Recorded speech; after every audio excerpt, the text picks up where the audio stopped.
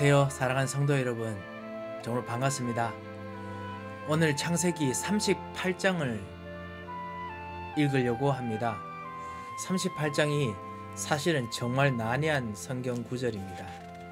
좋다고 싸맬 수도 없고요, 좀 좋은 면으로 할 수도 없고, 그렇다고 해서 완전히 나쁘다라는 부분을 너무 강조하다가 중요한 언약을 놓칠 수 있는 참 난해한 성경 구절입니다.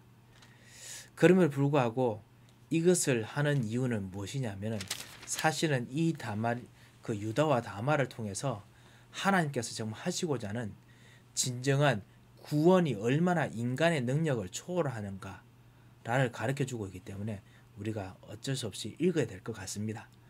오늘 38장 우리 1절부터 시작해서 마지막 절까지 우리 읽어보도록 하겠습니다.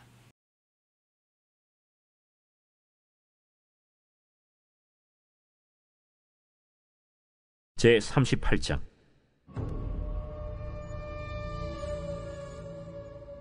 그 후에 유다가 자기 형제들로부터 떠나 내려가서 아둘람 사람 히라와 가까이 하니라. 유다가 거기서 가나안 사람 수아라 하는 자의 딸을 보고 그를 데리고 동침하니, 그가 임신하여 아들을 낳음에 유다가 그의 이름을 엘이라 하니라. 그가 다시 임신하여 아들을 낳고 그의 이름을 오난이라 하고, 그가 또다시 아들을 낳고 그의 이름을 셀라라 하니라. 그가 셀라를 낳을 때 유다는 거십에 있었더라. 유다가 장자 엘을 위하여 아내를 데려오니 그의 이름은 다말이더라. 유다의 장자 엘이 여호와가 보시기에 악함으로 여호와께서 그를 죽이신지라. 유다가 오난에게 내 형수에게로 들어가서 남편의 아우된 본분을 행하여 내 형을 위하여 씨가 있게 하라.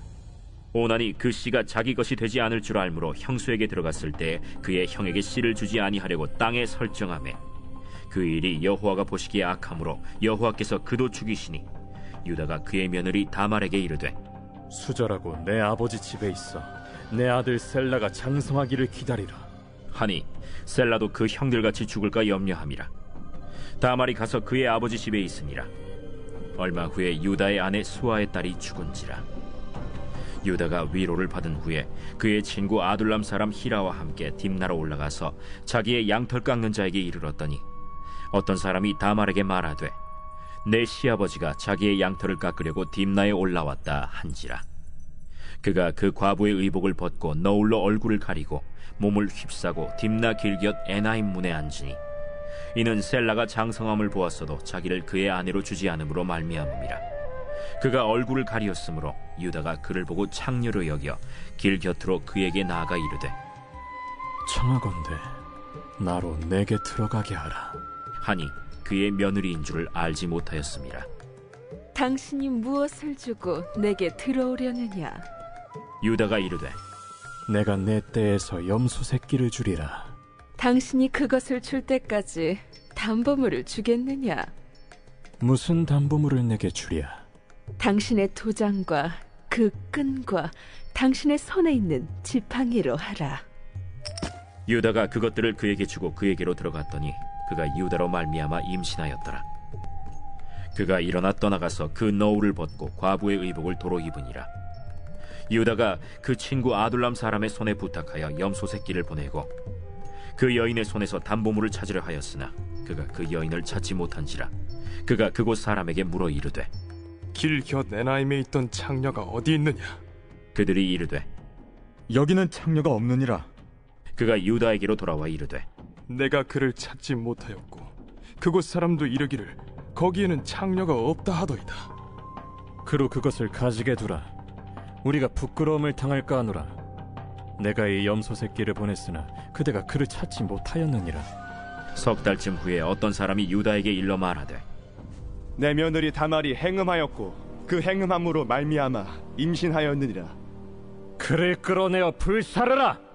여인이 끌려나갈 때 사람을 보내어 시아버지에게 이르되 이 물건 임자로 말미암아 임신하였나이다. 청하건대 보소서. 이 도장과 그 끈과 지팡이가 누구의 것이니까? 유다가 그것들을 알아보고 이르되 그는 나보다 옳도다. 내가 그를 내 아들 셀라에게 주지 아니하였음이로다 하고 다시는 그를 가까이 하지 아니하였더라. 해산할 때에 보니 쌍태라. 해산할 때에 손이 나오는지라 산파가 이르되 이는 먼저 나온 자라.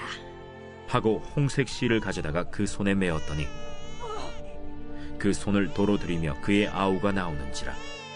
산파가 이르되 내가 어찌하여 터뜨리고 나오느냐. 그 이름을 베레스라 불렀고 그의 형 곧 손에 홍색 실 있는 자가 뒤에 나오니 그의 이름을 세라라 불렀더라.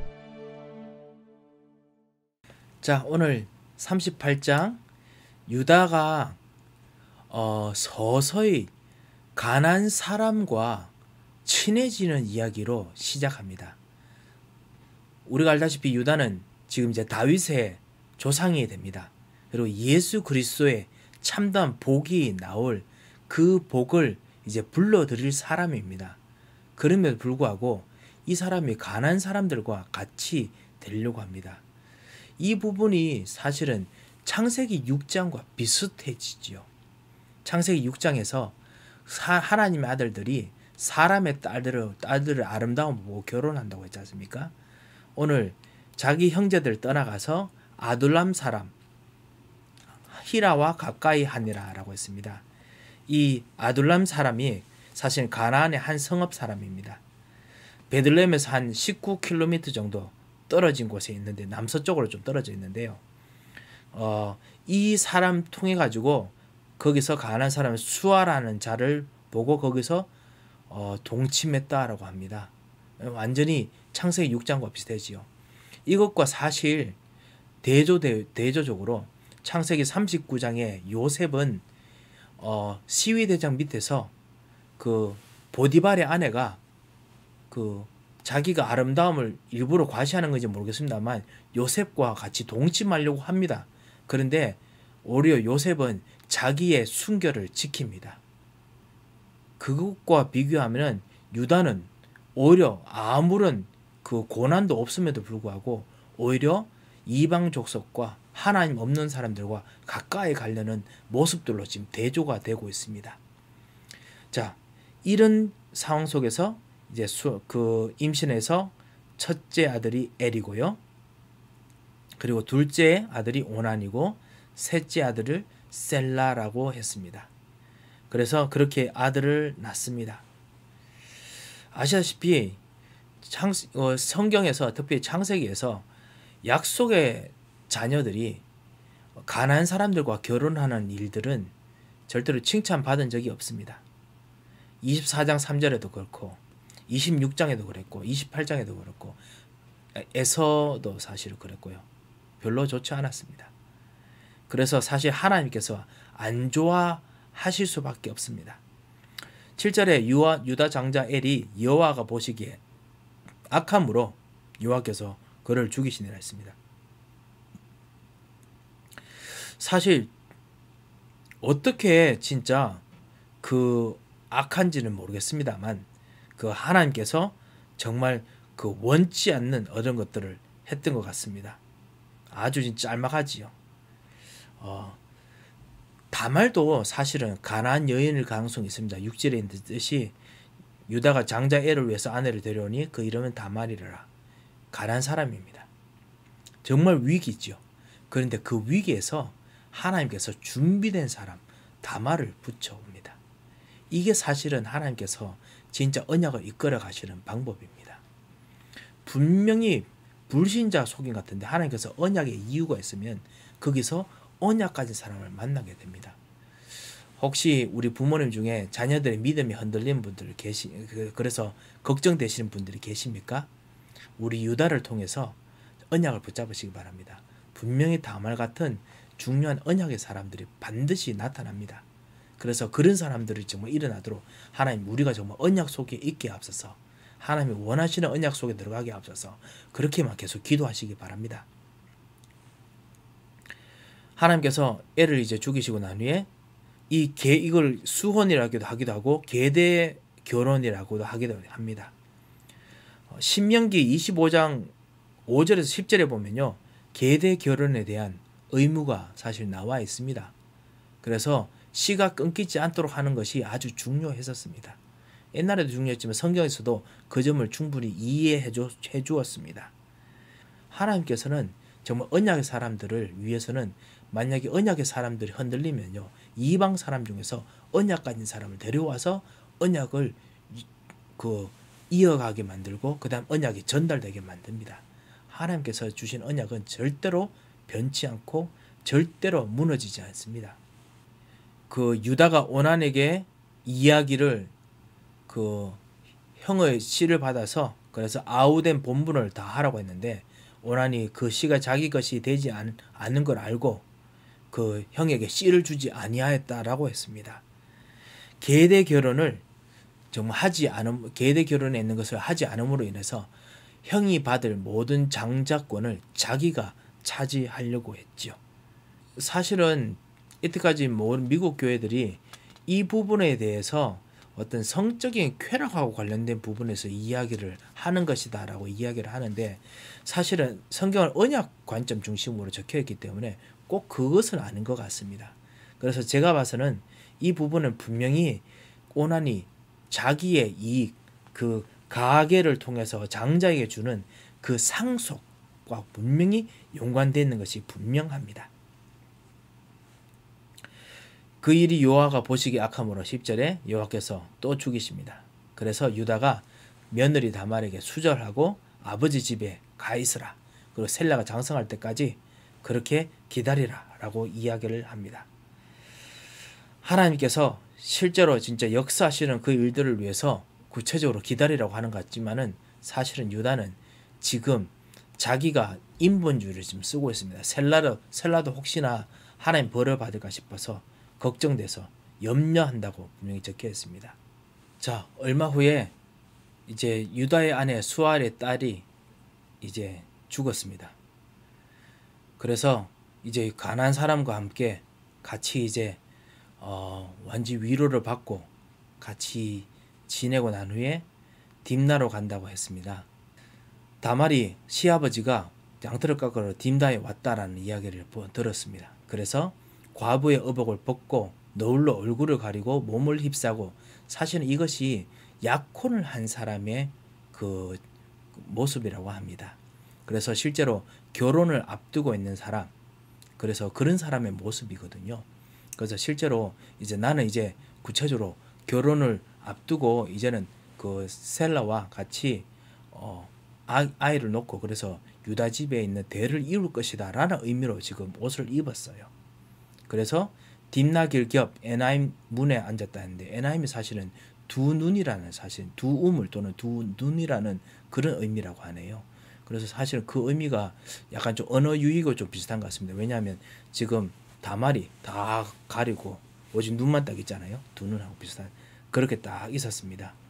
유다가 그 길거리에 앉아 있으니까요, 그것으로 인해서 사실은 그 창녀라고 여겼습니다. 근데 성경이 분명히 말하기를 셀라가 장성함을 보았어도 그의 자신, 그 셀라를 자기 셀라에게 그 아내로 다말을 주지 않았기 때문에 그래서 했는 것인데 불구하고 구체적으로 그 유다는 그렇게 생각을 하지 못했다라고 이야기를 하고 있습니다. 유다가 길 곁으로 가서 내가 너에게로 들어가리라 라고 할 때 유다가 아주 의미심장한 질문을 합니다. 너가 나에게 무엇을 주고 들어오려고 하느냐?